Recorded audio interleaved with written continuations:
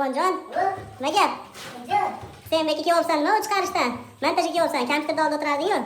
Ha, shogirdlar toshkentga yubordi. O'zim yonayman dedim. Senga olib ketdimmi montajga endi? Ha.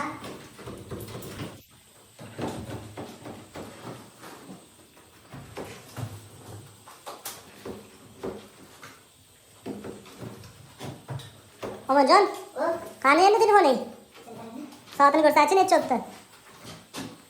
Bitta ko'rsatingchi vaqtini. Xo'sh, 16:05, 15:45 da 41 dan boshlab biz ekan. Buni chiqarishga ko'p vaqt ketar ekanda, tortishga birpasda bo'lar ekanda uni.